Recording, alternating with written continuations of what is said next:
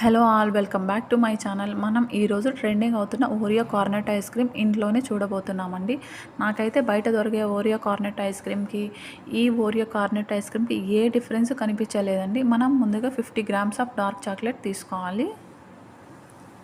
Next ఒక 10 rupees Oreo biscuit packet తీసుకునేసి నేను చూపించిన విధంగా పీసెస్ కట్ చేసుకొని పక్కన పెట్టుకోవాలి. మా పిల్లలకైతే తెగ నచ్చేసిందండి. చాలా అంటే చాలా యమ్మీగా ఉంది అని చెప్పారు. మనం ముందుగా ఒక బౌల్ తీసుకునేసి ఫ్రెష్ క్రీమ్ తీసుకోవాలి. నేనైతే అమూల్ బ్రాండ్ యూస్ చేశాను. ఒక 50 ml తీసుకునేసి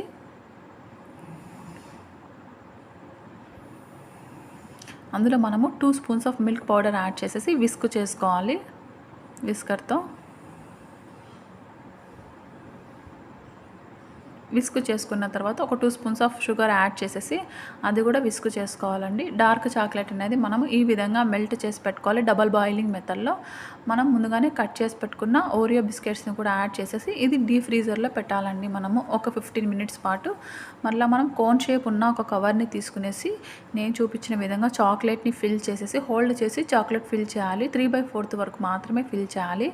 ఇలా ఒక గ్లాస్లో పెట్టి మనం ఫ్రీజ్ చేసామంటే 15 మినిట్స్ పాటు ఇలా కోన్ షేప్ ఫామ్ అవుతుందండి. మనం ముందుగానే ఫిల్లింగ్ని ఫ్రీజర్లో పెట్టాం కదా, ఇలా థిక్గా అవుతుంది. ఇది మళ్ళీ మనము ఇలా ఫిల్ చేసుకోవాలి. మనం చాక్లెట్ ఎంతవరకు ఫిల్ చేసామో దానికన్నా పైకి మనం ఫిల్ చేసుకోవాలి. మనం ఇలా ఫిల్ చేసిన వెంటనే మళ్ళీ డీప్ ఫ్రీజర్లో పెట్టేయాలి. మనం దీనికి టాపింగ్స్ కోసం డార్క్ చాక్లెట్ యూస్ చేస్తున్నామండి.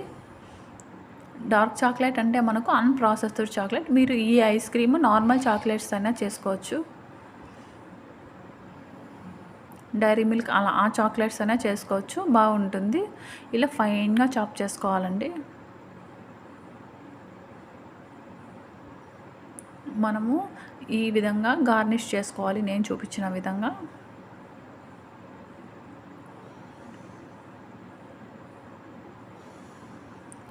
గార్నిష్ చేసుకునేసి ఒక 10 అవర్స్ పాటు డీప్ ఫ్రీజర్లో ఫ్రీజ్ చేసామంటే ఐస్ క్రీమ్ రెడీ అండి. ఇది ఒకసారి ట్రై చేసి ఏ విధంగా ఉందో కమెంట్ సెక్షన్లో కమెంట్ చేసుకోండి. లేట్ చేయకుండా సబ్స్క్రైబ్ చేసుకోండి. Thank you.